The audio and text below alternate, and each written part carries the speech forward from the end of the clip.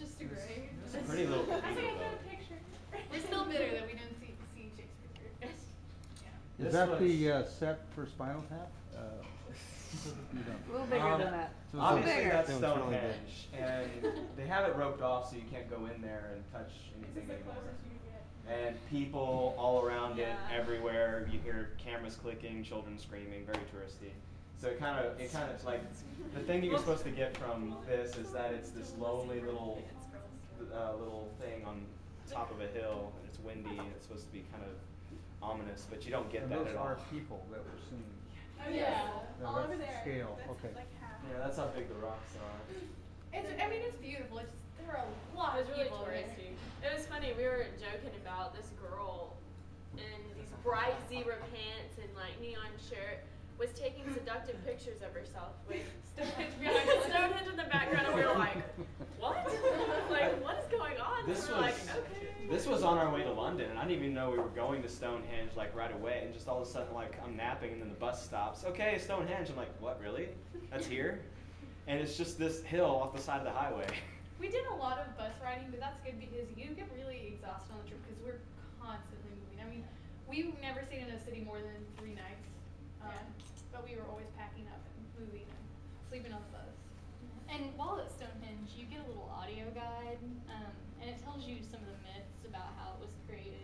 So it's not like you can block out the people and everything around you. Yeah, the stones are bluestone, and they actually are from Wales. And there was like a mystery about how they got there. Merlin did Those are huge, huge stones. How in the world these primeval people pulled them all the way from Wales to like London area Merlin did to it. set them up like that? It was I don't know. They said like Merlin had a vision that they were going to be there eventually. So Yeah, they just so brought 'em he over had a here. bunch of people move them with magic. And when we saw it, it was actually about 3 days after the summer solstice. And every year at the summer solstice, like thousands of people come out to Stonehenge because there's still like this mystical. Yeah. Well, and it lines up perfectly. Like, Yeah. Yeah. There's a stone that's off to the side that you can't see in this picture, but it's like the entranceway kind of, and so the stone lines up perfectly over that and like in between the two. So.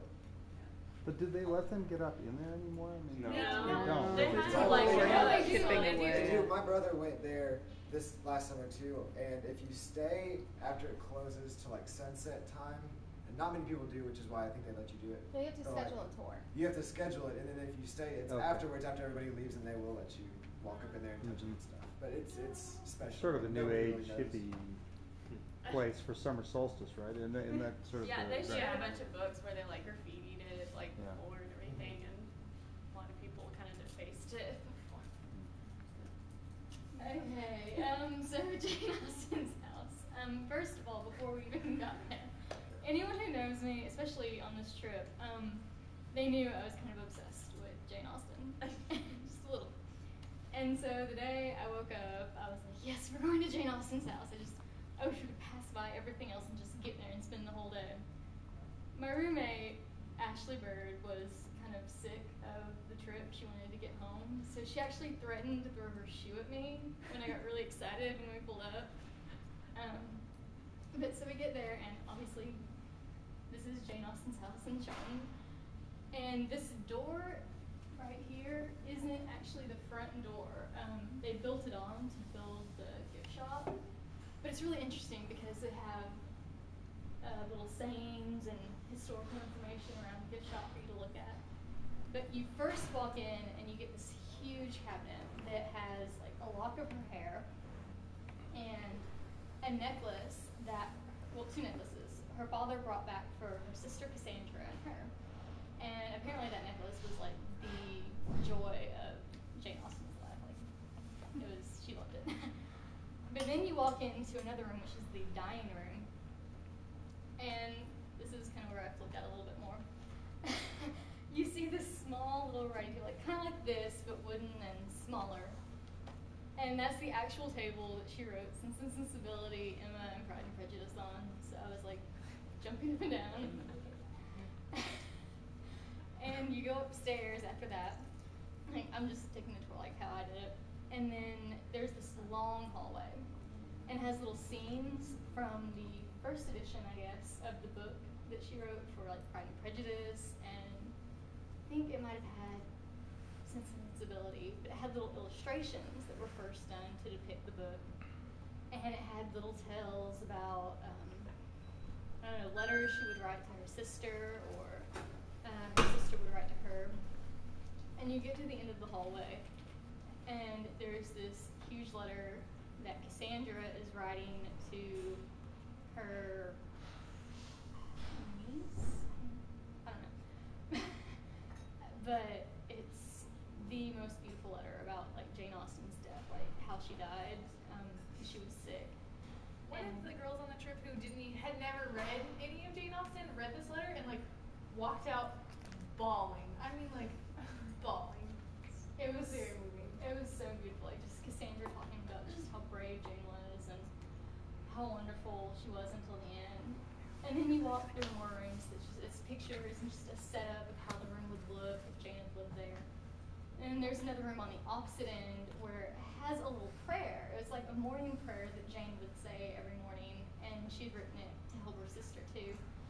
And it was a very moving prayer. Like you could just tell her writing ability just from those small sections. And then of course I spent way too long in there, and when I finally came out, everyone was sitting in the little garden area. We're all like laying on the laying on ground. the ground.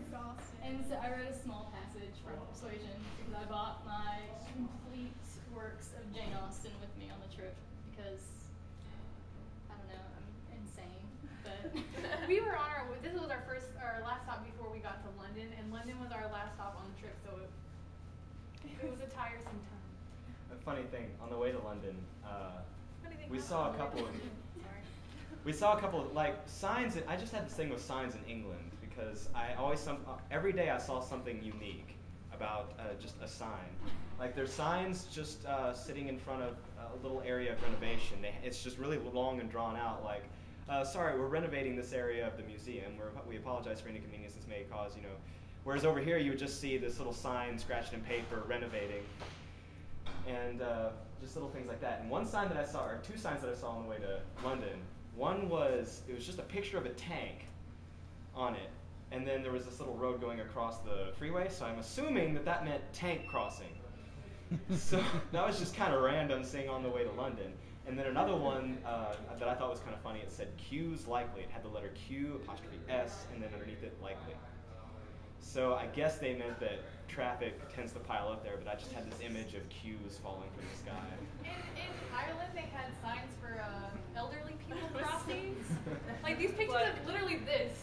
People looking at it, it's an elderly people That is crossing. sad, The children. really.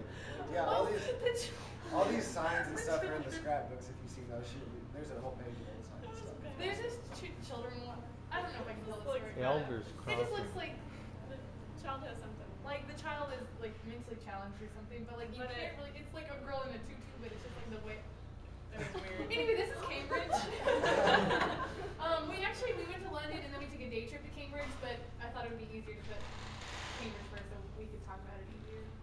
This right here, throughout Cambridge, they have a river going around it, and students will actually get these boats and like gondolas and floating through, which is beautiful. And this is a really I can't remember what's the It's a clock. It's like one of the only clocks that keeps legitimate like the time because it pauses every now and then to keep in time with the rotation of the earth.